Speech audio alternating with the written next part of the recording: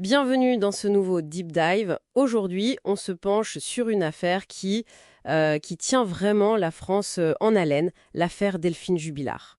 Oui, cette infirmière disparue à Cagnac-les-Mines. C'est ça, dans la nuit du 15 au 16 décembre 2020. Aucune trace, c'est fou. Absolument. Et pour en parler, on s'appuie sur une analyse, disons médico-légale et judiciaire assez poussée. Elle décortique les faits, la procédure, les arguments des deux côtés. Notre mission aujourd'hui, c'est ça, essayer de comprendre comment on monte un dossier quand il n'y a pas de corps.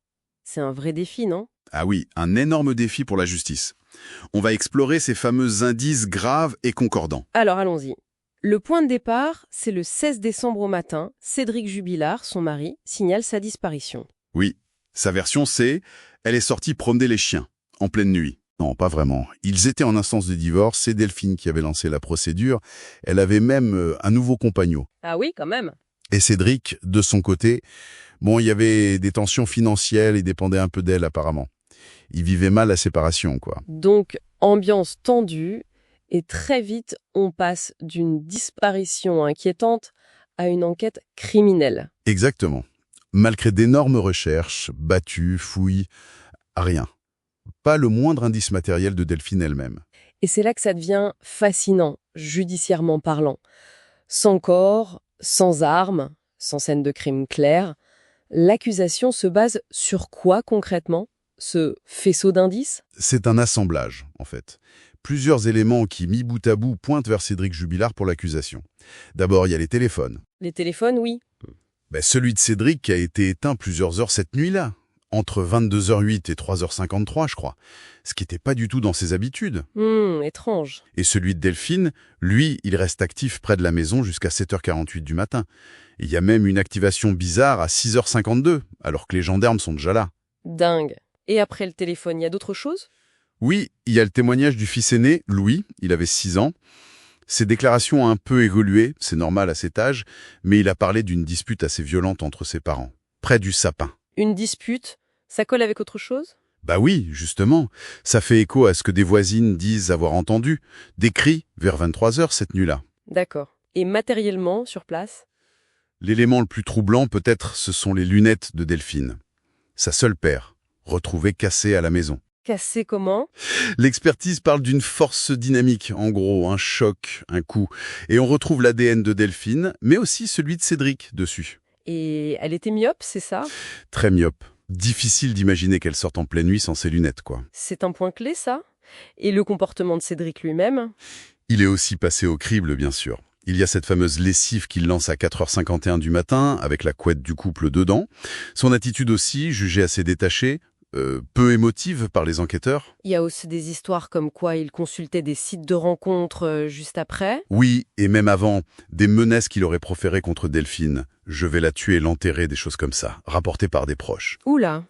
Et puis, il y a les aveux présumés, ce qu'il aurait dit en prison à un co-détenu, Marco, en donnant même une indication de lieu. Et à une ex-compagne aussi, non?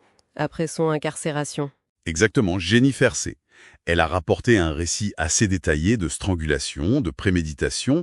Bon, tout ça est à prendre avec des pincettes, évidemment, mais ça pèse dans le dossier de l'accusation. Parce que chaque indice seul, peut-être il s'explique. Oui, peut-être, mais c'est l'accumulation, la cohérence entre eux qui forme ce faisceau d'indices graves et concordants, comme dit la justice. Ok. Face à ça, la défense, elle dit quoi? Dossier vide? C'est ça leur ligne? C'est exactement ça. Leur argumentaire est simple, pas de corps, pas d'armes, pas de scène de crime formelle, pas d'aveu direct et fiable. Donc le doute doit profiter à l'accusé. C'est la base. Et comment ils contre-attaquent sur les indices précis? Les témoignages, par exemple? Ils essayent de les bitridubiliser. Pour le fils, ils pointent l'âge, l'évolution des déclarations, le temps passé. Pour le co-détenu et l'ex-compagne, ils questionnent leur motivation. Recherche de notoriété, obtenir quelque chose en échange. Et le comportement de Cédric, la lessive, l'attitude? La défense parle d'une personnalité atypique, particulière, mais que ça ne prouve pas qu'il est coupable. Il le présente un peu comme le coupable désigné, facile à accuser parce qu'il ne rentre pas dans les cases. Il cite aussi l'affaire Viguier, je crois? Oui, comme un précédent. Un homme accusé du meurtre de sa femme disparue, sans corps, et qui a été acquitté au bénéfice du doute, pour éviter une erreur judiciaire. C'est un argument fort pour la défense. Et toute la pression médiatique autour, ça joue? C'est un facteur, oui. Les détectives du dimanche sur les réseaux, la surmédiatisation. La défense peut sous-entendre que ça a pu polluer l'enquête ou influencer l'opinion, y compris peut-être celle des juges ou jurés. Donc au final, on a deux récits qui s'affrontent. L'accusation, avec sa toile d'indices qui converge, la défense, avec le principe du doute et l'absence de preuves matérielles ultimes. Tout à fait. Et le verdict, il dépendra de ça. Est-ce que les jurés auront l'intime conviction de sa culpabilité, au-delà de tout doute raisonnable, juste sur la base de ces indices? C'est toute la question. Et pour finir ce deep dive, nos sources posent une question qui, elle, risque de rester sans réponse, peu importe le verdict. Laquelle? Où est Delphine Jubilard? C'est terrible. Mais au-delà de la décision de justice, que signifie la justice pour les proches? Comment on fait son deuil quand on ne retrouve jamais le corps? Ça laisse un vide immense, non? C'est une question fondamentale et douloureuse, oui, qui dépasse largement le cadre de l'audience.